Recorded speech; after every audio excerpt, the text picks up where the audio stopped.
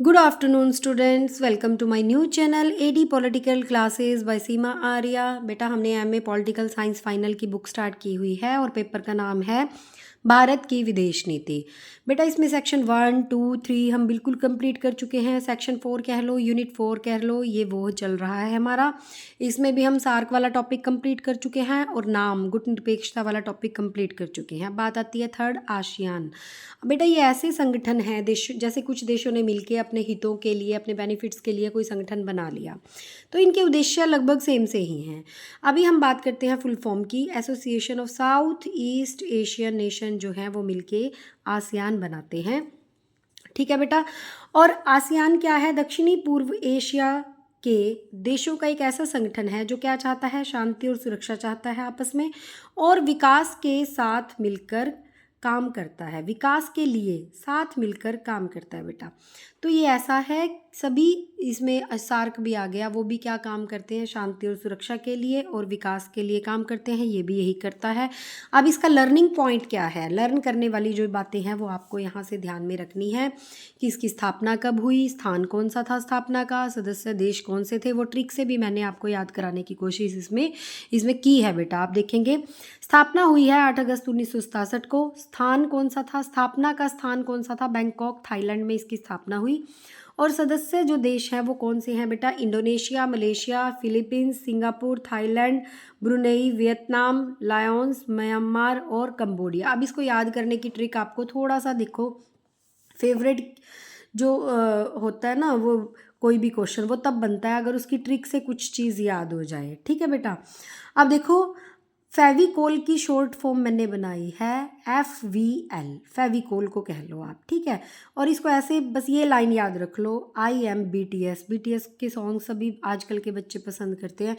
IM BTS Fevicol MK। ये line अगर आप याद कर लेते हो कि सार्क वाली लाइन क्या है, IM BTS फेविकोल MK, उससे आपको कैसे याद होगा? I से आप पढ़ोगे इंडोनेशिया, M से पढ़ोगे मलेशिया, B से पढ़ोगे ब्रुनई, T से आपका आ जाएगा थाईलैंड, S से आ जाएगा सिंगापुर, और F से आएगा फिलीपींस, V से आएगा आपका वियतनाम, और L से आएगा आपका लाओस, और M से आएगा म्यांमार, और K से आएगा कंबोडिया। मैंने जितने भी ये संगठन हैं कोई ना कोई ट्रिक आपको याद करने के लिए दी है। तो 4-5 ट्रिक हैं बेटा इस सेक्शन में, आप उनको याद करोगे तो देश याद होंगे, अदरवाइज़ आपको बड़ा मुश्किल आएगा इन सारों को सीरियल वाइज याद करना। ठीक है बेटा, आगे चलते हैं। आगे बेटा उद्देश्य देखोगे आप। अब आप संगठन में देखोगे मिलते जुलते से हैं उद्देश्य, चाहे आपने सार्क पढ़ा है या गुट निरपेक्ष। क्या? सदस्य जो देश हैं उनके बीच सहयोग बना के रखना, क्षेत्रीय शांति और स्थिरता बना के रखना, आर्थिक विकास करना, सांस्कृतिक और सामाजिक प्रगति लाना, अखंडता और स्वतंत्रता की रक्षा करना, समानता और न्याय, अंतर्राष्ट्रीय सहयोग। मैक्सिमम इसमें से ये वही बातें रिपीट हो रही हैं जो आपके सार्क में थी, क्योंकि मुद्दा तो सेम ही रहता है बेटा, उद्देश्य सेम है कि कैसे हम अपना विकास कर सकें, अपने हितों की पूर्ति कर सकें। ठीक है। और एक दूसरे के साथ जो है सहयोग और शांति बना के रखें। अब आप यहाँ पे देखेंगे आसियान की स्थापना दक्षिण पूर्वी एशिया में आर्थिक विकास, सामाजिक प्रगति, सांस्कृतिक गतिविधियों को तेज करने के लिए की गई थी। इनका उद्देश्य क्षेत्रीय शांति और स्थायित्व सुनिश्चित करना था। भाई इन सारी प्रगतियों के लिए और आर्थिक विकास के लिए इसकी स्थापना की गई थी, और शांति स्थापित करना, सुनिश्चित करना इसका उद्देश्य था। यह सामाजिक, आर्थिक, सांस्कृतिक, वैज्ञानिक तथा प्रशासकीय क्षेत्रों में सहयोग को प्रोत्साहन करता है। पहले तो सारी चीज़ों का विकास करना, फिर प्रोत्साहन किस में देना? सांस्कृतिक, वैज्ञानिक और प्रशासकीय जो कार्य हैं उसको प्रोत्साहन करना, ये है। अब आगे पढ़ेंगे। अब आरंभ में सोवियत संघ द्वारा आसियान की कटु आलोचना की गई। सोवियत संघ ने आलोचना की थी इसकी बेटा, इसके साथ नहीं था, तथा अमेरिका ने इसका स्वागत किया था। और उल्टा हो गया, अमेरिका ने इसका स्वागत किया मतलब इसकी तारीफ की और इसके साथ रहा। अमेरिका ने इस संगठन को बनाए रखने के साथ घनिष्ठ मैत्री संबंध बनाए रखे। उसको था कि ये बनी रहे, तो इसके लिए इसके साथ मैत्री मतलब प्यार वाले संबंध बना के रखे। आसियान के विदेश मंत्रियों की वार्षिक बैठकें होती हैं। ठीक है, जो इसके विदेश मंत्री हैं तो वो वार्षिक बैठकें जो हैं वो करते हैं और यह अनेक विशेषज्ञ समितियों के माध्यम से कार्य करते हैं। क्या करते हैं? बैठकें करते हैं, मुद्दों को डिसाइड करते हैं और फिर क्या करते हैं? अनेक विशेषज्ञ समितियों के माध्यम से कार्य भी करते हैं उसके ऊपर। ये थे इसके उद्देश्य। पहले आप हेडिंग लिखोगे, फिर थोड़ी सी इसकी डिटेल लिख दोगे, उसके बाद आपको आसियान के बारे में कंप्लीट बताना है। फिर आप बताओगे कि भारत और आसियान के संबंध जो हैं वो कैसे हैं। पिछले 25 वर्षों में भारत और आसियान देशों के बीच में संबंध काफ़ी अच्छे बने हुए हैं। आसियान जो है देशों में व भारत के बीच एक्ट ईस्ट पॉलिसी पूर्व की जो लुक ईस्ट पॉलिसी है उसके बारे में बात करिए। पूर्व के जो देश हैं वो विकसित हैं, उनकी तरफ देखो और अपना विकास करो, मतलब उनसे सीखो कैसे उन्होंने विकास किया और उनकी तरफ देखो।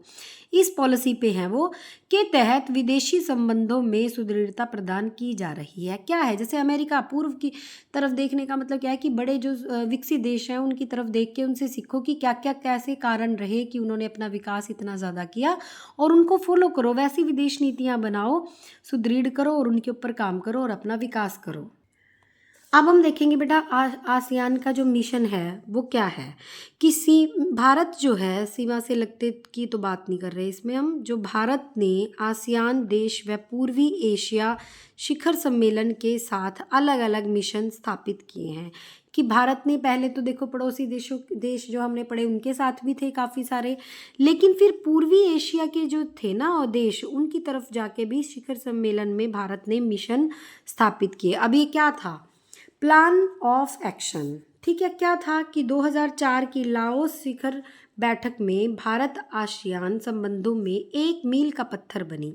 कि जब भारत ने 2004 की लाओस में जो बैठक हुई उसमें भाग लिया तो ये मील का पत्थर साबित हुई, मतलब एक बहुत अच्छी साबित हुई। कैसे? कि शांति, प्रगति एवं साझी समृद्धि के लिए भारत और आसियान ने साझेदारी हुई। उस टाइम पे इन्होंने साथ में मिलकर काम करने की शुरुआत की। इसे लागू करने के लिए कई कार्य योजना को अंतिम रूप दिया गया, मतलब कई कार्य योजनाएं बनाई कि हम साथ मिलके ऐसे ऐसे काम करेंगे, जिसके परिणाम स्वरूप पहली कार्य योजना जो है वो हुई वर्ष 2004 से 10 के बीच में। ठीक है बेटा, और दूसरी हुई बेटा 2010 से 2015 के बीच में। तीसरी हुई है 2016 से 2020 के बीच में। तो ये 3 हमारी क्या हुई हैं? कार्य योजना पूर्ण हुई हैं। और 2015 में आसियान भारत के विदेश मंत्रियों की बैठक द्वारा अपनाया गया। इन सबको क्या किया गया? बैठक द्वारा अपनाया गया। इसमें प्राथमिकता वाले देशों की पहचान की गई जो निम्नलिखित है। इसमें किसको क्या प्राथमिकता देनी है, किन किन मुद्दों पे ज़्यादा काम करना है उसके बारे में पहचान की गई। अब वो मुद्दे कौन से थे? पहला कौन सा था बेटा?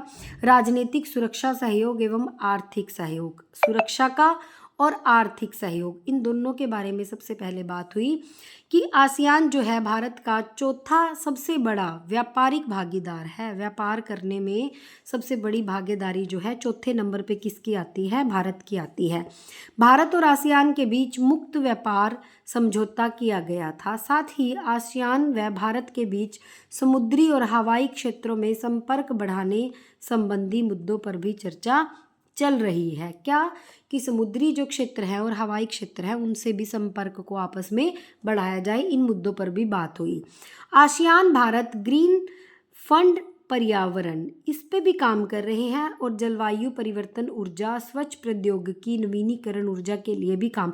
देखो आजकल पर्यावरण से रिलेटेड काम ज़रूरी है, जलवायु से रिलेटेड, ऊर्जा से रिलेटेड और स्वच्छ प्रौद्योगिकी और नवीनीकरण, नई नई टेक्नोलॉजी के माध्यम से जो हमारा कितनी ये प्रदूषित हो रहा है एनवायरनमेंट, उसके ऊपर काम करने के लिए इन्होंने इन राजनीतिक सुरक्षा के और आर्थिक सहयोग के बारे में सोचा और उस पर काम किया। आगे देखो बेटा, भारत आसियान परियोजनाएं क्या क्या थी। अभी तक हमने पढ़ा कि सुरक्षा और आर्थिक सहयोग के लिए क्या किया, हमने प्लान ऑफ एक्शन पढ़ा, मिशन क्या क्या थे, उद्देश्य क्या क्या थे। और अगर आपको पूछ लिया जाए परियोजनाएं, तो हम कोई भी टॉपिक छोड़ते नहीं हैं।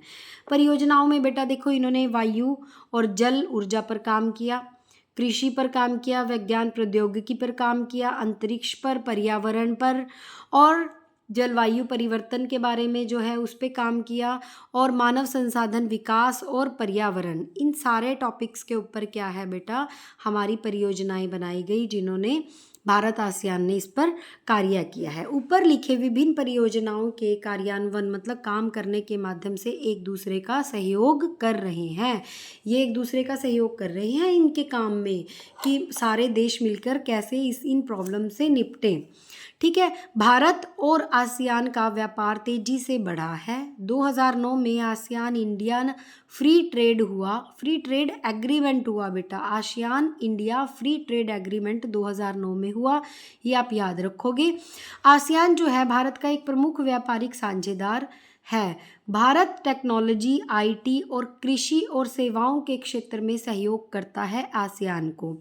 एक्ट ईस्ट पॉलिसी जो 2014 के तहत मोदी जी ने शुरू की, भारत आसियान को अपनी विदेश नीति का मुख्य आधार मानता है। भारत क्या कहता है कि मुख्य आधार है आसियान। समुद्री सुरक्षा पे काम किया, आतंकवाद विरोध जो काम है वो किया, और साइबर सुरक्षा में भारत आसियान सहयोग महत्वपूर्ण है।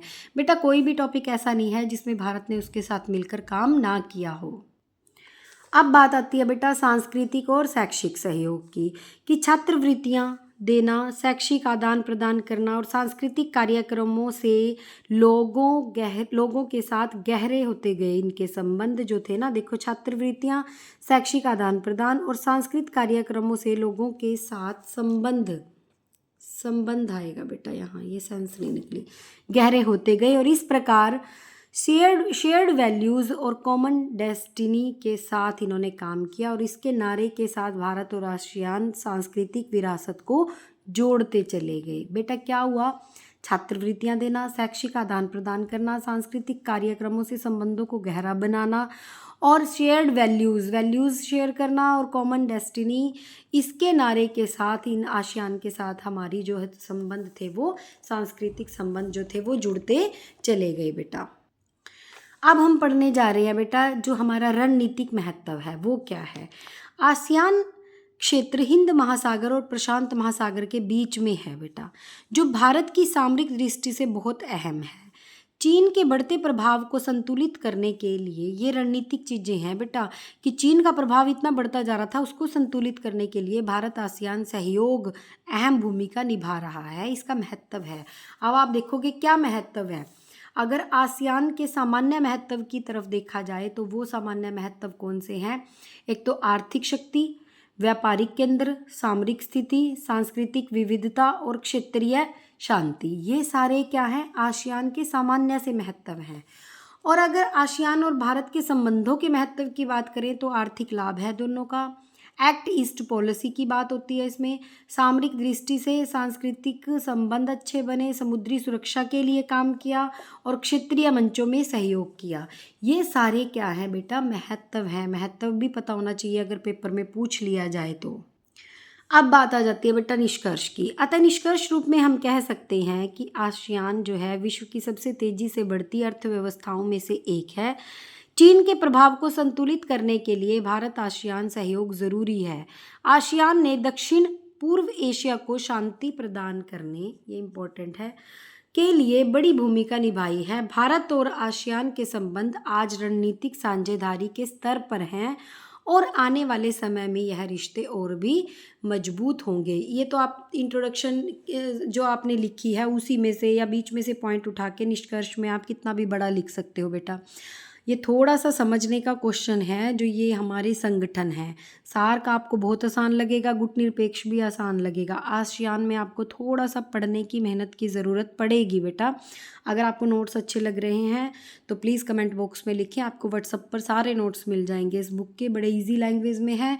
अगर आप बुक में देखोगे तो आपको मुश्किल लगेंगे। अगर आपको मेरा चैनल अच्छा लगा, आप चाहते हैं मैं और भी पेपर आपके नोट्स बनाऊँ, तो प्लीज़ मेरे चैनल को लाइक करें, सब्सक्राइब करें। Thank you so much.